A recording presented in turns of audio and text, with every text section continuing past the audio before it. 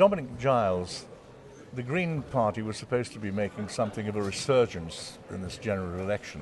It hasn't really happened. Have you any idea why? I disagree with that. I think it has. We've saved more deposits than ever before. I think at the moment we've had 3 or 4 results of 10% or above. Caroline Lucas, I think, will hold on to her seat. So we're building for the future.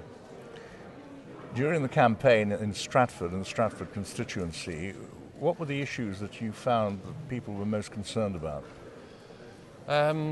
Locally, obviously traffic and housing, affordable housing for children, for their children to live in when they grow up. Nationally, it was a whole plethora of things. It depended who you spoke to. Immigration is a concern for people. Unfortunately, the climate change didn't come up often enough, which I think is a shame because that is a more serious problem. But there's a whole host, people are worried about a whole series of things. Do you think that the Green Party, if it doesn't do too brilliantly this time round, could well be in for a longer term future that could be much better than this? I think so. I think we need to learn from the surge that we've had, the 60,000 people that have joined us, and we need to understand what do they want from the Green Party. We need to be cleverer with how we deal with media, I think. We lay ourselves open sometimes by having too many policies that can be picked upon. But that is part of the Green Party. We have a plan for the long term and we need to get that message over to the public that we're not just about the next 5 years.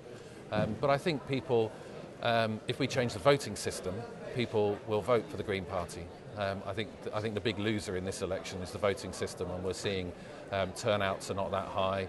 I expect we might get close to 1 million votes across the country and 1 or 2 MPs, and that's got to change. Are you surprised in any way by the apparent success here of the Conservative Party in the face of the opinion polls?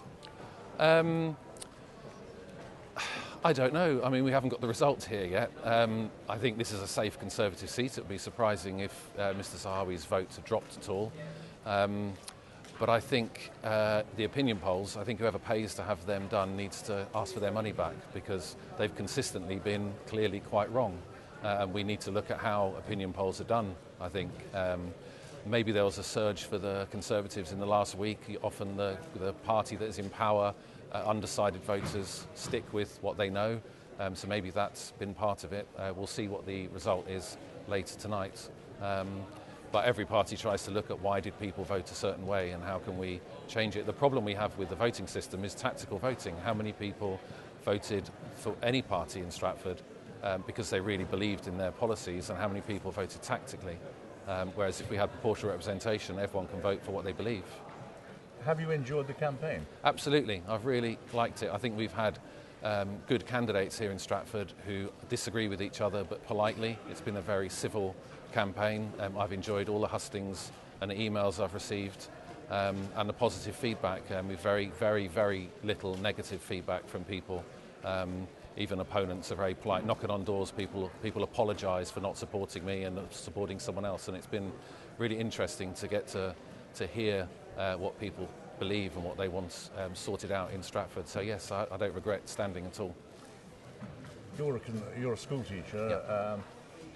Do you think that you will stay in politics, as it were? And I know you will obviously continue as a school teacher until you get elected somewhere, but do you have a taste now for politics?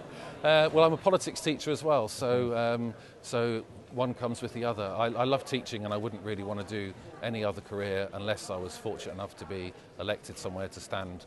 But I live in Stratford, and I feel quite strongly politicians should live in the area they represent. So I'll give up teaching when I become the Green MP for Stratford, whenever that is. Thank you very much.